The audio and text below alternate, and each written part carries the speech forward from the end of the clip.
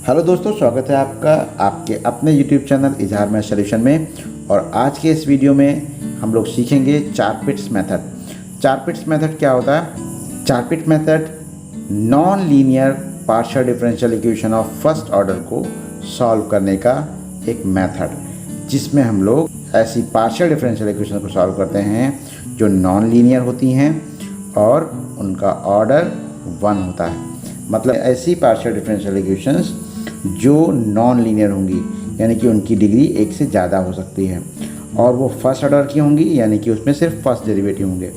यानी कि ऐसी इक्वेशंस जिनमें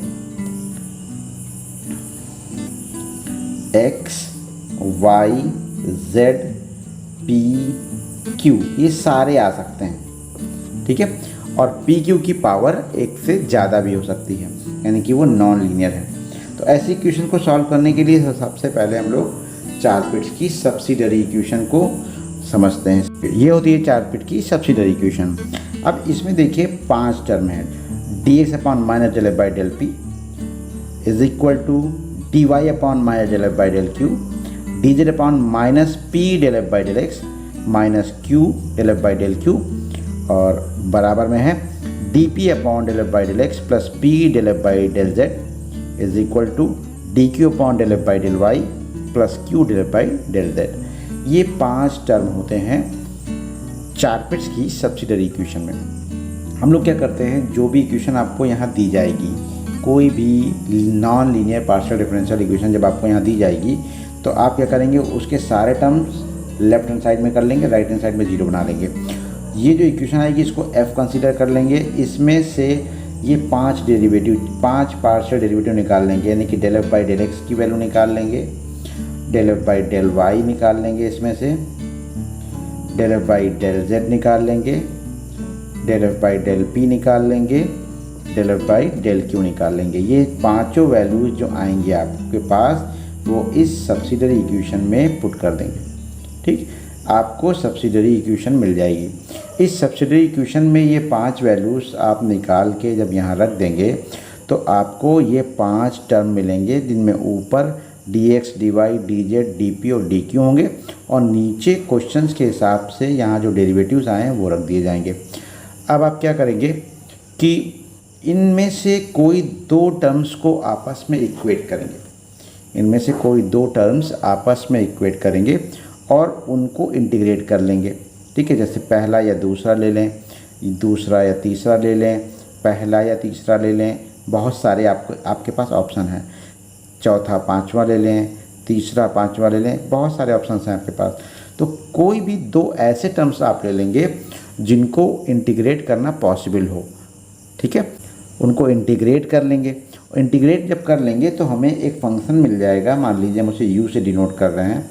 जो भी मिलेगा उसमें x, y, z, p, q ये सभी वैल्यूज आ सकते हैं। मान लीजिए इसे हम f1 से डिनोट कर रहे हैं, और बराबर में एक कांस्टेंट आएगा c1 या c, जो भी मानना चाहें, या a और b मानना चाहें तो मान सकते हैं।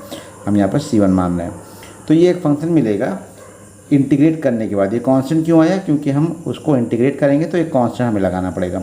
तो ये एक आपको फंक्शन मिल जाएगा। एक फंक्शन ये था जो क्वेश्चन में दिया गया था, और एक फंक्शन यहाँ मिलेगा जो हमें किन्हीं 2 टर्म्स को इक्वेट करने के बाद इंटीग्रेट करने से मिला है। अब हमको क्या करना है, फिर से कोई दूसरे 2 टर्म, पहले जो 2 टर्म लिए थे उनको नहीं, उनके अलावा कोई दूसरे 2 टर्म्स को आपस में इक्वेट करना है, और उन्हें इंटीग्रेट करके फिर से हमें ऐसे एक फंक्शन बनाना है। वो 2 टर्म्स ऐसे लेने हैं जो इंटीग्रेट हो जाएं। इंटीग्रेट होने का मतलब है कि उनमें कोई ऐसी प्रॉब्लम ना आए कि हम इंटीग्रेट कर रहे हैं x के रिस्पेक्ट में, वहाँ y है, तो ये इंटीग्रेट नहीं हो पाएगा। क्योंकि अगर ये x का फंक्शन है, अगर ये x के रिस्पेक्ट में इंटीग्रेट हो रहा है तो ये x का ही फंक्शन होना चाहिए। y के रिस्पेक्ट में इंटीग्रेट हो रहा है तो y का ही फंक्शन होना चाहिए। पार्शियली इंटीग्रेट नहीं कर रहे हैं कि x में करें और y को कांस्टेंट मान लें, या y में करें तो x को कांस्टेंट मान लें। जिसके रिस्पेक्ट में इंटीग्रेट कर रहे हैं उसी का फंक्शन बनना चाहिए। तो जो 2 टर्म हम लोग यहाँ पर इक्वेट करेंगे, उनमें इंटीग्रेट करने के लिए हमें ये देखना है कि जो फंक्शन हम लोगों को इंटीग्रेट करने हैं वो इंटीग्रेट हो जाएं, ठीक है। कुछ इस तरह से एडजस्ट करना है। वो क्वेश्चन पे डिपेंड करेगा कि कैसे फंक्शन मिलते हैं, उनको इंटीग्रेट करने के लिए उन्हें कैसे सेट करना है, उन्हें हम सेट करेंगे ऐसा कि वो इंटीग्रेट हो जाए। ठीक है, वो क्वेश्चंस में बताए जाएंगे आपको। अब एक इक्वेशन मिल गई, ऐसे ही दो इक्वेशन हम दूसरा ऐसे ही एक बार और हम लोग कोई दो टर्म लेंगे, उनको इंटीग्रेट करेंगे। इंटीग्रेट करने के बाद फिर से एक हमें फंक्शन मिलेगा, मान लीजिए v, उसे f2 से डिनोट कर रहे हैं, उसमें भी x, y, z, p, q कुछ भी, ये सारे टर्म भी आ सकते हैं। और क्योंकि इंटीग्रेट किया है इसलिए बराबर में कांस्टेंट c2 लगा देंगे, ये एक इक्वेशन और आपको मिल जाएगी। ठीक है, अब हम लोग क्या करेंगे, इन दोनों इक्वेशंस को आपस में सॉल्व करेंगे।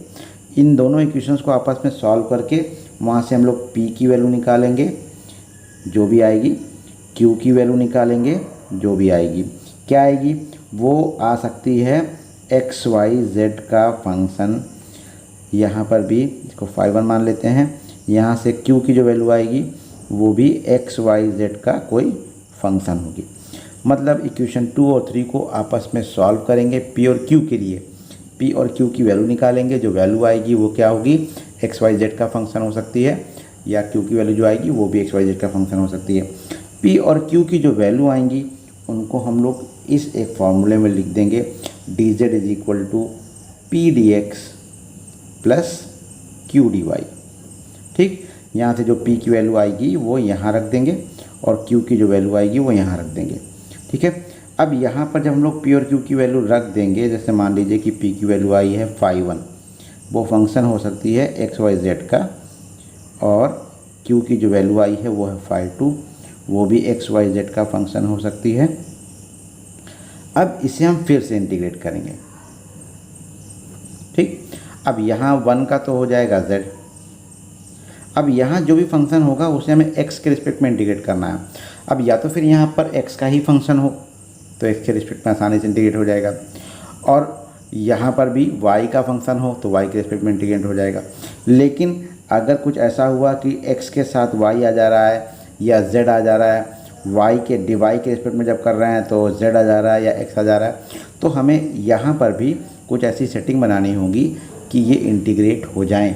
ठीक है, इंटीग्रेट हो जाएंगे अकॉर्डिंग टू क्वेश्चन। यहाँ पर हम लोग उसको सेट करेंगे ऐसा कि वो इंटीग्रेट हो जाएं।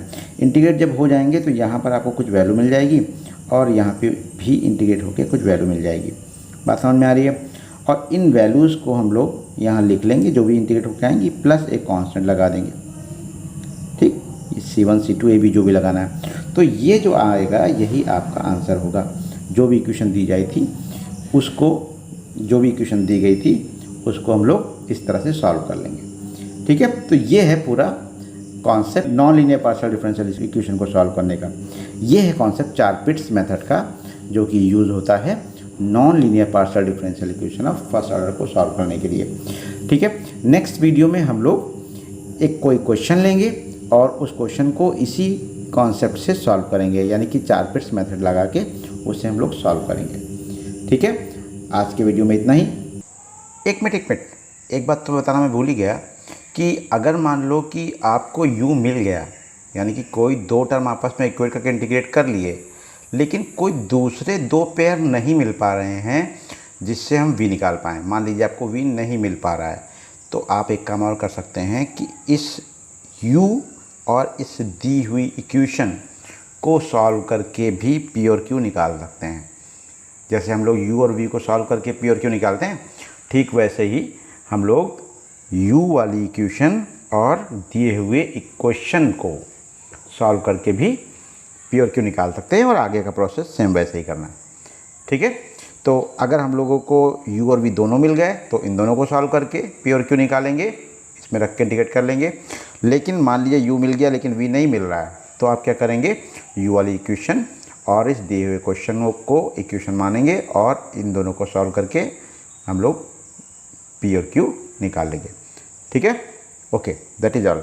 और अगले वीडियो में बताऊंगा तुम्हें, अगले वीडियो में हम लोग इसके क्वेश्चंस करेंगे। ठीक है, कुछ बहुत इंपॉर्टेंट क्वेश्चन हम लोग सॉल्व करेंगे आगे की वीडियो में। तो अगर कॉन्सेप्ट को बहुत अच्छे से समझना है तो अगला वीडियो भी ज़रूर देखिए। Thank you.